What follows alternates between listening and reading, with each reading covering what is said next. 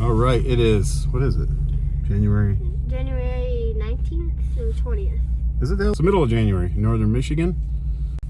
We're going ice fishing on Pere Marquette Lake in northern Michigan, and we are going to try to catch. What are we going to try to catch? Pike. Pike. We're going to maybe do a catch, clean, cook if we can get any. And assuming the little stove I just bought works out there. And we might do some spearing, but we're going to set up tip ups. And yeah, you ready? Yeah. Truck is packed. See, truck is very, very packed with gear. Crap in the back. You can see the shanty and the truck bed back there. We're ready to go. And this guy, I'm bringing this guy along. All right, we're mostly set up. Got the Aqua View 715. Mason's watching. Mason's jigging on a little Haley jig with a wax worm on it. Got the heater going, trying to get warmed up. Took us a while to get set up. A lot of messing around on my part because I haven't been out yet this year, so my first time out is always a mess. Super disorganized, nothing's where it's supposed to be. Hey, base, we got a flag.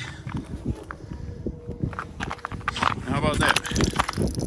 Started the video, we already got a flag up. He's rolling, he's running, Mace, come on. Just leave the jig on the bottom.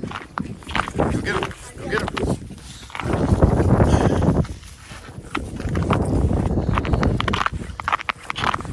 Got it. Line fall with the wind so we don't get a tangle. It's not there? You got a long way to pull still.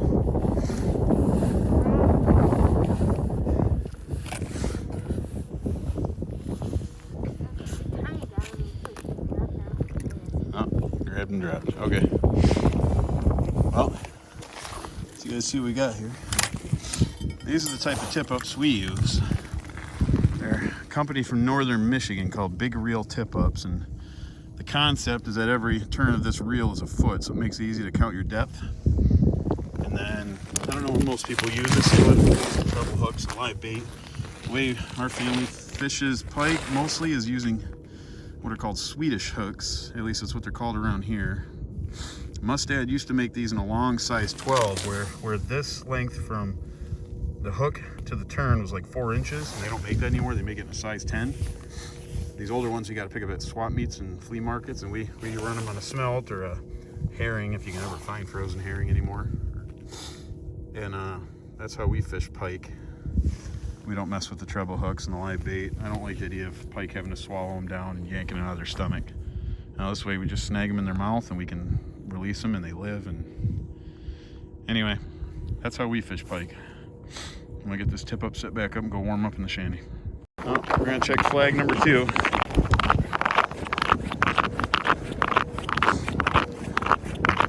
Ace, let the line drop the other way with the wind, dude. You're pulling the line against the wind and you're gonna make a mess for me. Is he there?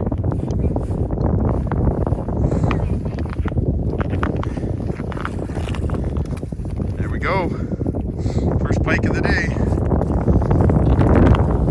Let's check. You got your tape measure? Yeah. Oh, I don't know. It's gonna be close. 22. All right, let him go. All right, not a keeper, but we'll keep at it. All right, so to give you guys a tour, better tour now that I'm a little more organized to what I got going on. We're in my shanty. Mason's over here jigging, watching on the Aqua View. Water's pretty murky. Let's see his jig right there. I'm trying to catch some perch, but we haven't had one pass by the camera. Got the Mr. Heater running. Got the jig rod case right now, ready to go. That's just to sled some of the gear I don't want freezing up. So I was hoping to get some GoPro footage, but I'm having a problem with my GoPro batteries. Outside, you guys probably aren't going to be able to see this actually. Got a tip up there, tip up there, tip up there.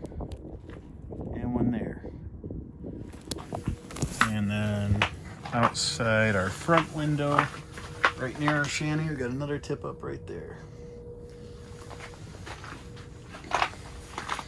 So we've got. So the idea is to do a catch, clean, cook today for you guys, but we only had one fish caught and he wasn't legal. So hoping the pike bite turns on a little more. Our neighbors down there and there's a spear shanty down that way. They came and checked a couple tip ups as well, so they've been getting some flags. We've had two. Caught one, wasn't a keeper. A little tour of our setup. So we're fishing out of an Eskimo Outbreak 450i. I love this shanty. It's kind of heavy and cumbersome to haul out because I don't have a snowmobile, but what I do have is a lot of kids, so I needed something with some space in it. I actually would like to get the Outbreak 850. I really like Eskimo's pop-up tip-ups. I think if you're going with a flip-over shelter, I think clam and otter are the way to go. But when it comes to the pop-up ones, in my opinion, Eskimo's craftsmanship is second to none. So that's an excellent tip-up, or a pop-up shelter. We did bring the spearing stuff, got the ice saw and the 9-tine, but chose to try and jig instead for a little while. We do have a spear shanty over there, might possibly use. That is my father-in-law's. He leaves it out for the season. I do have right here, just picked this up. Haven't tried it yet. Bear with me here. It's a Coleman single burner stove. Runs off butane. You pop a 8.8, 8.5 ounce butane canisters right in there. So that's what we're doing for catch, clean, cook. If we get a keeper here. Get this locked up. Sorry about the camera.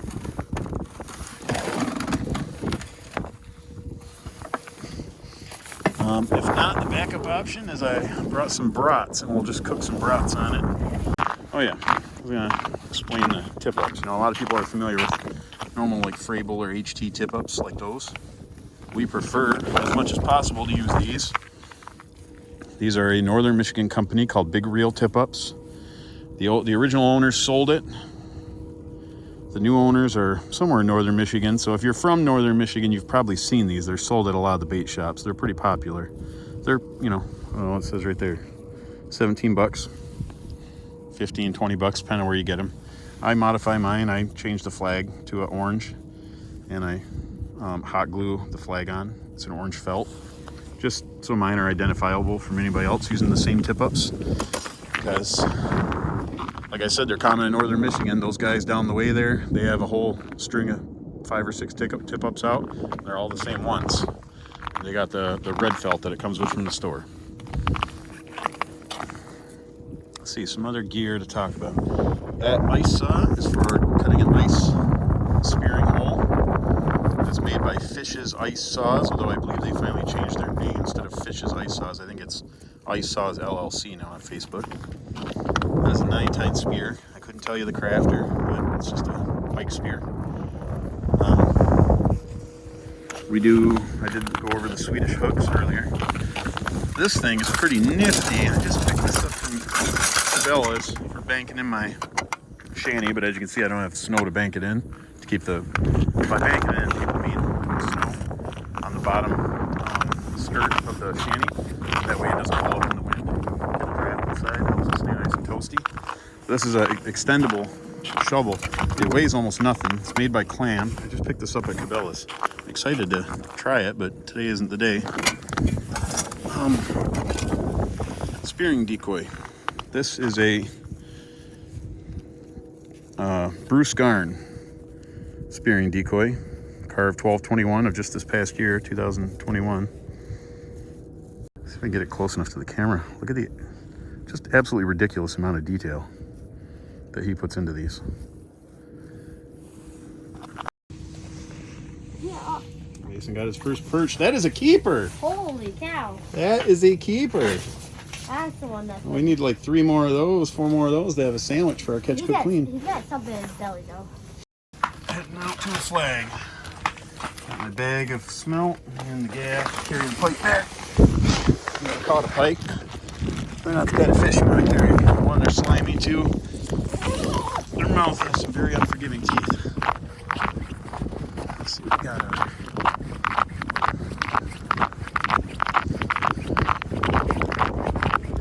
Hopefully this is a good sign. It means things are going to pick up a little bit for this video.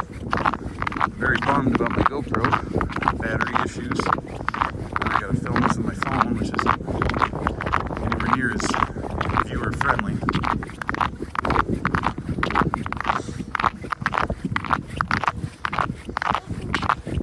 Not moving. Usually when we come to a flag, a lot of times what we'll do is we'll watch and see, because Pike are notorious for grabbing something and just letting go and coming back, grabbing again, letting go, and you wait until you see the reel spinning. See, there's a little handle on the reel there and it's not moving. Just indicative of the grabbing by a pike. So we'll give it a minute, and if it doesn't move, we'll just pick it up and reset it. So right now that just means the smelt's laying on the bottom. Pike was on apparently, and he was just sitting there. Okay, so bring him in now. Don't bang him off the ice. Get that line in the middle of the hole. Oh no, it'll be close. So I had to cut off the video to help Mason. This pike is 23 inches, so it is, again, not a keeper. So we're going to keep at it. I'm going to get this tip up reset, and I'm going to feed this smelt to the seagull that's eagerly awaiting me right now. And hopefully we get a keeper for you guys soon. Periodically, as my holes freeze over, I'll bust them open. Check on my smelt, make sure it's okay, and I had just done these 2 tip ups, and notice we got a flag up on this one, so hopefully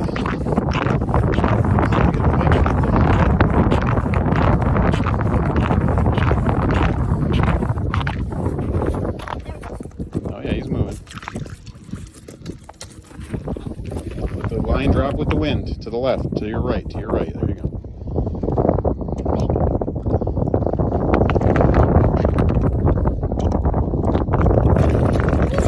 Get him out. That looks like a keeper. Did you bring your tape measure? I'm betting he's 27. 26? 26. All right, that's a keeper.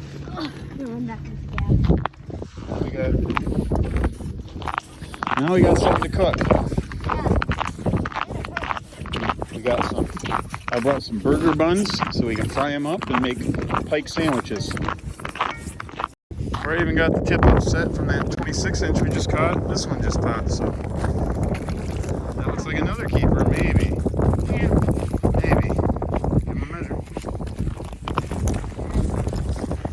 So? He's got that black dot disease. See his skin? Yeah. Isn't that from like rubbing up against the beef? No, it's some type of parasite. It's safe when you cook them to eat them, but it's a parasite. You see them a lot in perch. Yeah, that's the one I caught.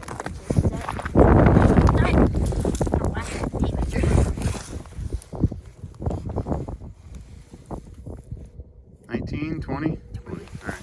We'll let this one go. We got one to eat. I got 2 tip up set. It's got 2 flags in a row, one right outside the window here.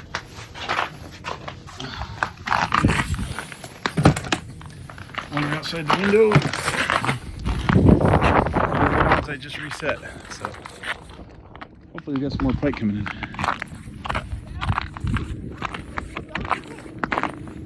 Stop twisting that line, buddy. Is he a good one? Oh yeah. That's a keeper. Yeah, I'll be back. Alright, let's go catch this other one.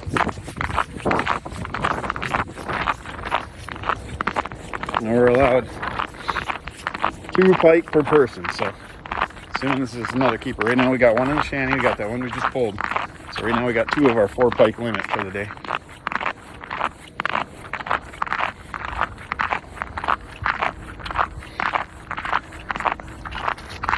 You there?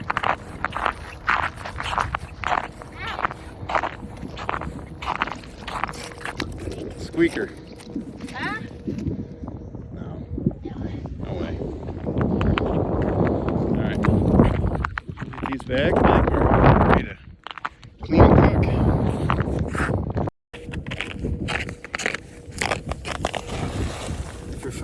pike. You've probably heard that they have Y bones. A lot of people don't eat them because of it. There are multiple techniques to removing a Y bone.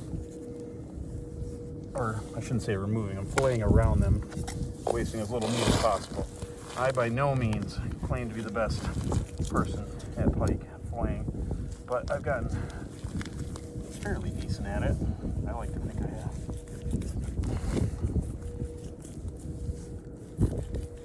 One thing you can always count on is that the tail part of a pike is going to be boneless, so if you feel on a pike,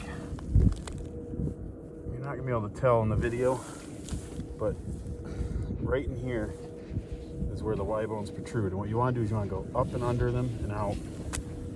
And then, of course, like I said, the tail portion is going to be boneless. So that makes good sandwich stuff right there. Okay, so I'm going to try this Coleman stove. I just got this today.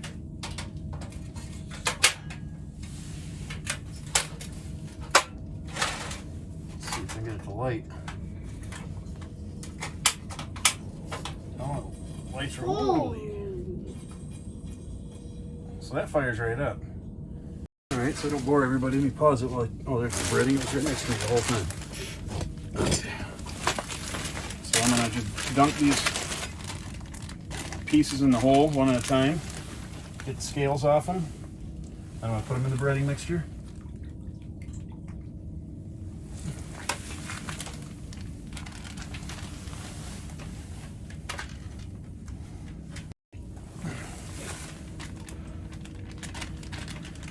Like I said at the beginning, this is a mixture of some shore lunch and then some Louisiana. I had a little bit of shore lunch left, which is my favorite type of breading, but I can't find any stores local to me anymore. So it's a mixture of shore lunch and Louisiana, and I added just a tablespoon or two of slab umami just to get a little more flavor.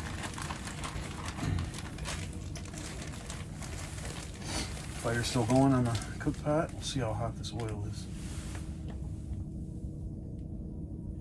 Oh yeah. Starting to sizzle.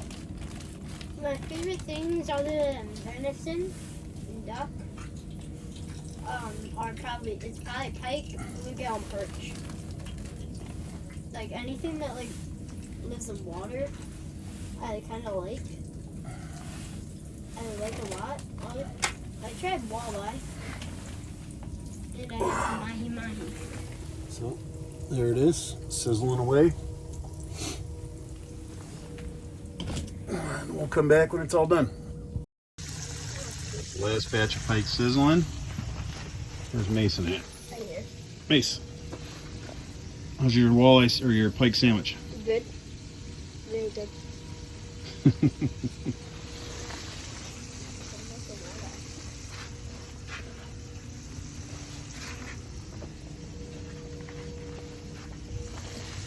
All right, so change of plans. Not a change, it's added to the plan. Got some just Johnsonville Stadium brats cooking on the cooker because this guy is eating all of the fish. So I'm only gonna get a little tiny piece right there. So I'm gonna cook up some brats. That way I don't starve. I'm a big boy, I gotta eat too. What? In the world? Still there? Yeah, he's right on it. He's wait.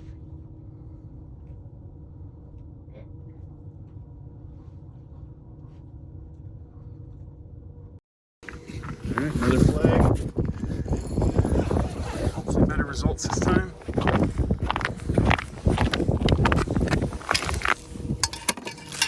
Pretty much every flag and grab the gas, the scoop, and the smelts rebaiting it. Those are our three normal things. Is he running? Alright, make sure you set it good. Is he on? Oh, wait, wrong side. Oh, he just popped off. Did he? Yep. Hold on, let me fix that smell. We can still use that. As I was resetting that tip up, rebaiting it, Mason had made it back to the shanty already, and flag popped. And I thought I just triggered it by accident. Well, Nope, there was a 25-inch on it, 25-inch pike. So I got to catch one too. Did you grab the gaff? So then I just got done rebaiting it again, and now this flag's up. So like I said, a lot of times that last hour and a half, 2 hours of daylight turns into a bit of a happy hour for the pike. They start going crazy. Moving or no? Should have grabbed the scoop that has the chipper on the end of it, because all these holes are probably froze over. Is that one moving at all or no?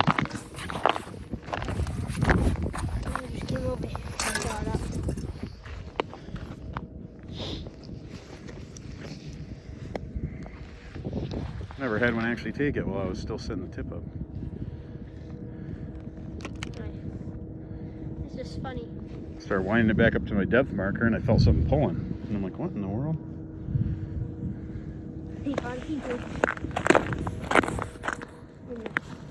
Get ready for round 2. Oh, pull it and check it. It's all under the ice though, so it was a fish.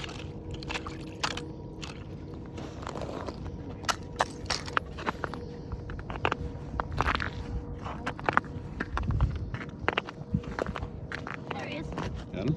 Yeah, he's in.